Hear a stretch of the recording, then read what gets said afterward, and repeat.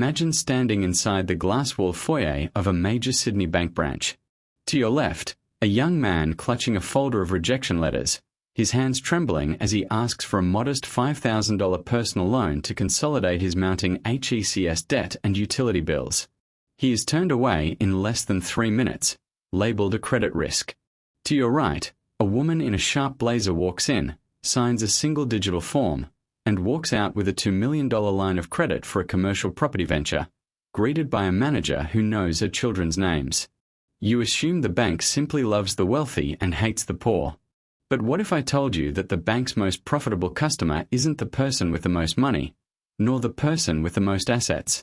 What if I told you that the secret to being treated like royalty by a bank has absolutely nothing to do with your net worth, and everything to do with a hidden, unwritten rule that most Australians spend their entire lives misunderstanding? Today, we are pulling back the curtain on the 5 stages of financial existence, from the struggle of the zero-asset survivor to the complex, gilded cage of the $25 million private banking elite. You are about to discover why the game is rigged not by luck, but by specific, systemic mechanics that dictate your worthiness in the eyes of the institution. This is the truth about how your bank balance silently writes your life's narrative. This is the unspoken friction of the modern Australian dream, a quiet realization that the rules of the game are written by those who already own the board.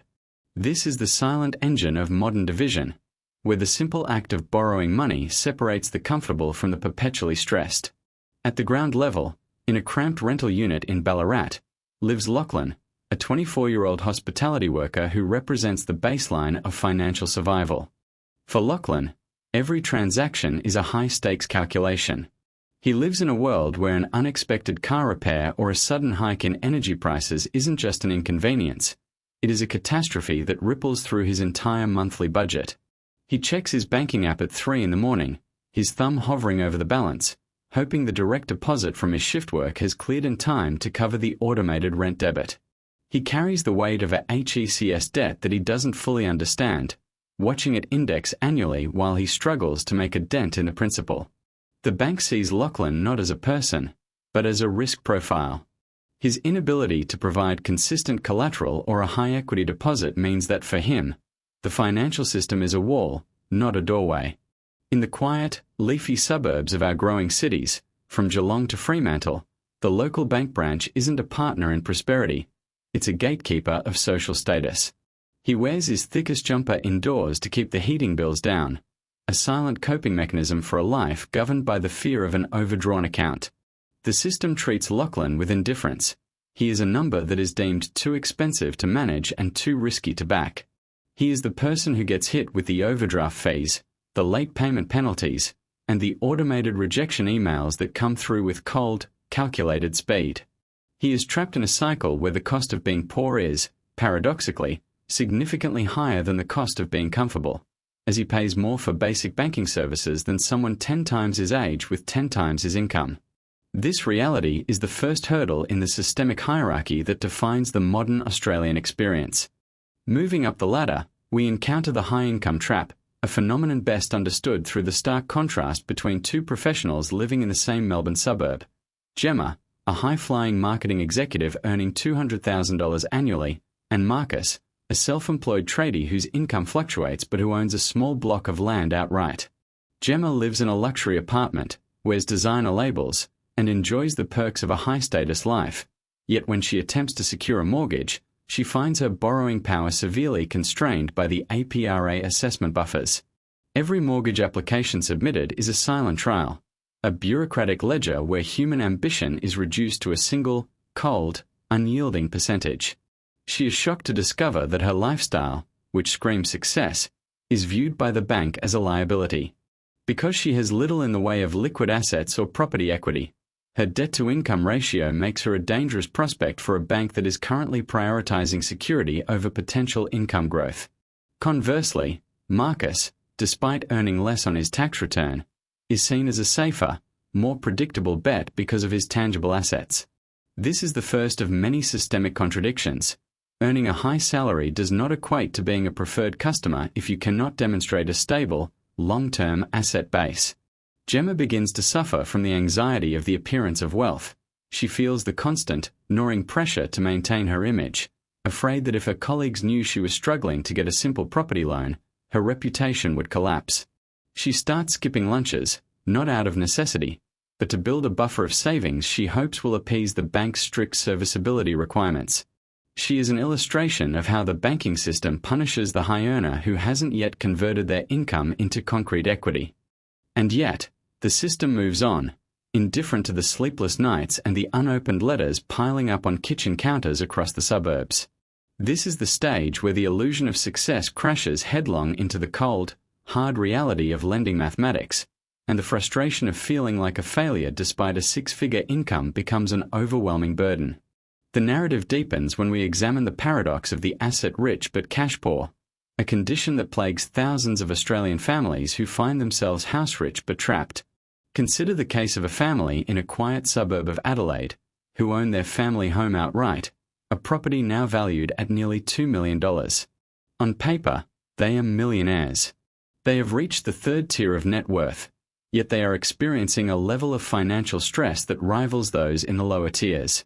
They are, in a very real sense, prisoners of their own equity. Their wealth is locked away in bricks and mortar, and when they attempt to leverage that equity to cover, say, medical expenses or a transition in their business, they are treated with suspicion by the very institutions that helped them secure their mortgage years ago. We are told that hard work is the key to entry, but the ledger books of the private lending giants tell a completely different, heavily leveraged story. The bank looks at their application and sees a liquidity risk. They are a classic example of why being asset-rich does not guarantee fluid, easy access to credit. This is where the hidden, unwritten banking rule starts to reveal itself. The bank does not care how much you have. It cares entirely about how easily that wealth can be liquidated in a crisis. This family, having spent decades paying off their mortgage with discipline, finds themselves in a position where they cannot easily access the wealth they have built. They start using their credit cards to bridge the gap, compounding their stress and feeling the silent, suffocating weight of a system that values liquidity above all else. They are trapped in an ironic reality where they are technically wealthier than ever, yet they have never felt more financially insecure, watching their property value rise on the news while they struggle to pay for the essentials. It is here that we begin to see the cracks in the dream of property ownership as the ultimate wealth strategy. It's a debt-fueled elevator where some are forced to take the stairs, while those at the very top are ushered in through private, carpeted side doors. As we enter the fourth stage, we move into the domain of the $5 to $10 million asset owner, represented by Penelope, a successful business owner in Fremantle who has spent years building a portfolio of investment properties and business assets. From the outside, Penelope's life is a picture of serene achievement. Inside, she is wrestling with a profound loneliness and the suffocating pressure of maintaining her status. She is the customer that mid-tier bank managers fight to keep, yet she feels like she is constantly playing a high-stakes game of chess against the bank's internal auditors. She lives in fear of a sudden market downturn, knowing that a single shift in property valuations could trigger a margin call that would jeopardize everything she has built. Penelope doesn't struggle with rent or food. She struggles with the existential dread of losing her reputation. She is constantly evaluating which assets to sacrifice to maintain her liquidity, feeling the heavy, cold hand of the bank's risk department tightening around her portfolio. The reality of modern credit is that it doesn't solve inequality. It merely categorizes it into interest rate tiers and risk assessment worksheets. She knows that to them, she is simply a spreadsheet of assets and liabilities, a delicate puzzle of serviceability and LVR ratios that could be discarded the moment she becomes a liability.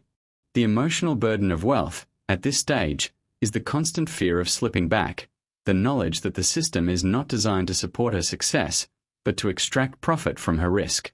She keeps her anxieties hidden, presenting a face of calm, controlled confidence, all while wondering if she is truly secure or just one economic cycle away from total exposure. It is a lonely, isolating experience that most people simply never see, a reality that contradicts the popular belief that money makes all your problems vanish.